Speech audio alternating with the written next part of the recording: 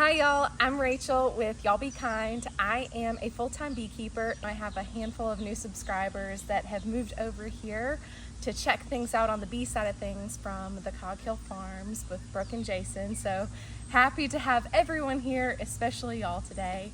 But what I'd like to go over, and what we're gonna go over in this video, is what to do about honeybees that may be in your property, in your home, in a shed, by a pool, wherever it is that you don't want, and how to remove bees safely for both you and their sake from a spot where they just can't be. So here beside me today, I just got stung. I don't know if you can see it. So here beside me today, there is actually a colony that I have on my property that is not much of a kind colony. They're pretty defensive, and it's for good reason. Right now they're queenless, and that creates some aggression. Some other reasons bees may be aggressive is because they have limited resources, and it may just be their genetics. Some bee colonies are just more defensive than others. It's understandable that whether that behavior is displayed or not, you might not want honeybees in a particular spot. I have found often we'll get calls from people who are saying, hey, we have an event coming up next weekend, and we just realized that the entranceway to our business has honeybees. Or there will be honeybees that have crawled up inside of a church, and so some of these communal places where people are gathering, you don't exactly want that to be, intersecting with some stinging insects. So with that being said, here is the first thing that you need to do. Go ahead and call a beekeeper if you know them. Removing bees from a place can be a huge act of labor, especially if those bees are already established in an area. There are swarms.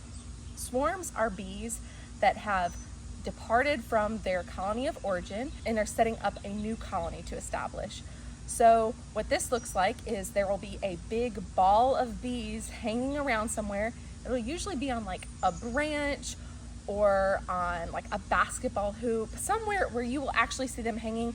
Other times you'll just see them going inside of like a hole to the side of the house. In that case, you need to let that beekeeper know how big that swarm is. That'll let them know what type of equipment to bring with them and how to best prepare. A simple way that I like to tell people of how to describe what size the swarm it is relate it to a fruit or some type of sports equipment. So is it the size of a grapefruit?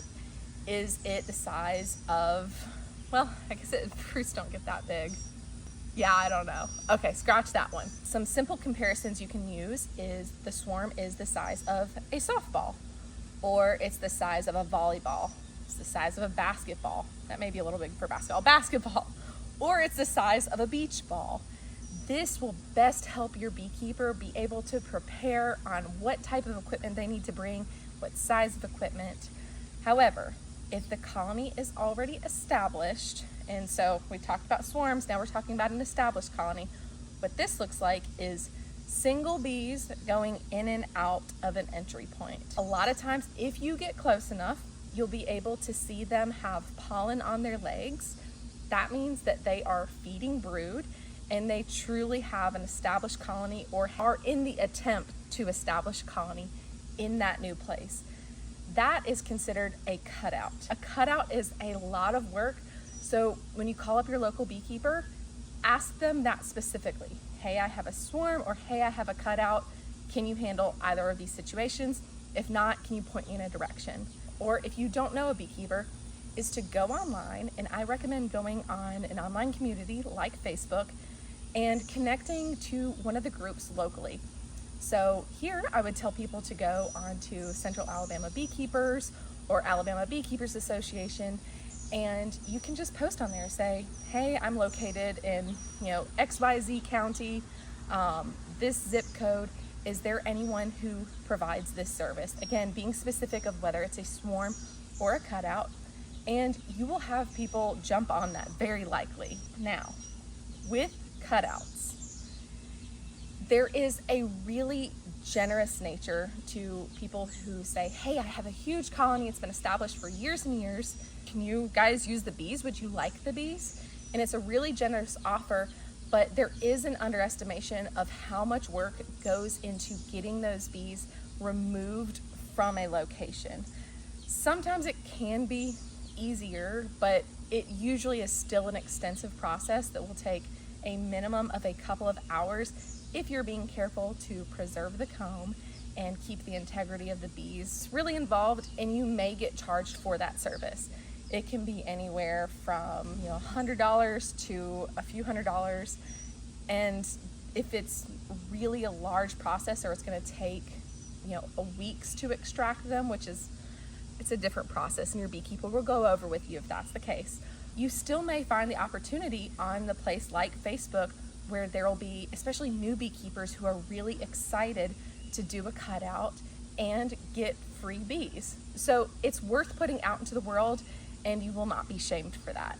Now, what has actually prompted me to make this video is, well, a couple things. One, we'll get these calls often, and sometimes we're able to address these things specifically, and other times we are not, just depending on the season, what we have going on. But there is a large community of people who do this. Also, I was speaking with a woman today, and they were talking about how they had an individual coming and doing yard work, and I guess when this person was mowing near the water tank that you go in the ground and you lift up the lid, there was bilge comb in there and a colony of honeybees.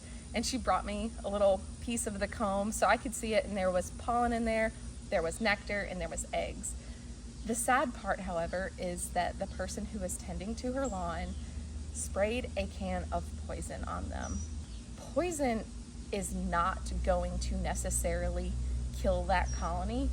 If it does, it will kill it slowly, and it could potentially poison other pollinators in the area too. It's a really sad situation, and not anything you really want to put your local bee population through, or any local insect population. All of our pollinators are very, very important. If that colony does die, if that comb is not 100% cleared out of there, there is a really, really, really high likelihood that those bees will return. They smell that comb, and it may not be for another year or two, but bees sense that, and that's why you'll hear of people saying, oh yeah, I used to have bees in that old tree a long time ago, but I haven't seen them in a couple years. They'll come back, trust me. Insecticides are not the way to go, especially if you're doing that by yourself. There are some insecticides that are appropriate for euthanizing a honeybee colony, but these colonies are built in a way that what you see on that entry point of wherever they are, even if it's a tree or whether it's like a water pipe that leads inside of your home, like a drain, it goes so much further above and beyond. It is a whole network that these bees build. So when you kill one little part of it, it is very likely that the rest of the colony remains.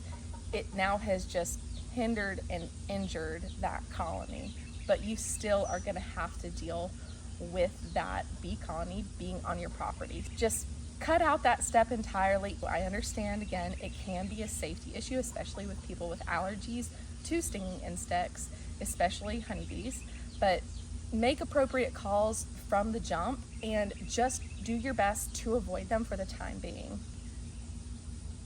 I really appreciate y'all tuning in with me today on what to do if you are looking to relocate a honeybee colony that you have in a spot that isn't necessarily ideal. Remember, don't put poison on the bees. Call a local beekeeper, get that set up, and don't forget, in a world where you can be anything, y'all be kind. Don't do that. Stop. Stop. I'm your friend. I'm your friend, not a foe. Thank you.